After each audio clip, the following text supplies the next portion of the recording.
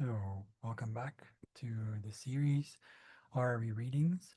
This one is for a person asking when will I find love this year? So it's a yes or no question. It's an HORARY chart. It's for those who are seeing this, are going to see this. It looks like we're looking at the same chart, but it's not really kind of the same chart. It just the placement of the planets are very similar to each other. Okay. So this one's actually quite similar to the previous ones. Will I find love this year? But because the question is different, it doesn't really, it's different. Okay. So yes or no questions are very straightforward. Usually it depends on what's happening here. Okay. So the querent rather, the person who's asking the question is represented by Mercury. Okay. The question is love. So I would say, again, I should have verified this. So again, takes practice. Plus, I'm also kind of getting triggered by the heat. I have Meniere's disease. It's a long story, I know, but it's heat triggers me, and I haven't been a little been less strict with my sodium. So, anyways, long story.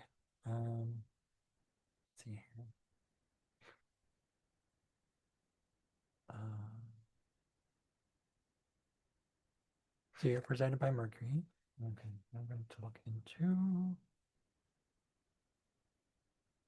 Typically, it's the seventh house concerning marriage, partnerships.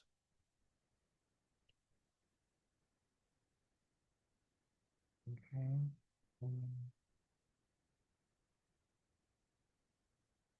Fifth house is courtship.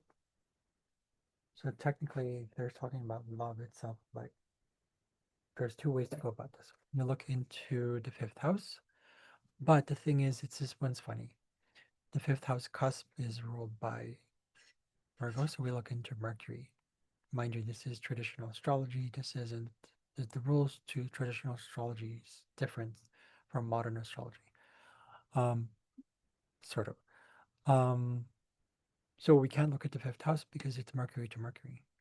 And even if you look at the other planet that represents the query or the question, that would be the moon. There is no link between the moon and Mercury. And you're the querent, which is the one who's asking the question, is represented by Mercury because of the ascendant in Gemini.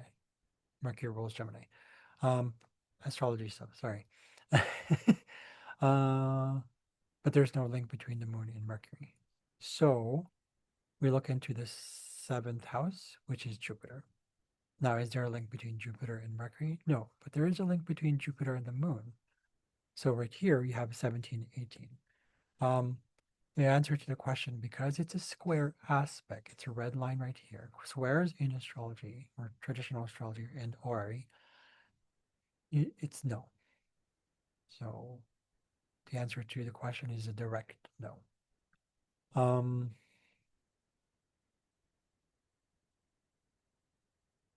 I'm not even seeing anything else. That's all it is. So to answer the question, that's really what it is. Um,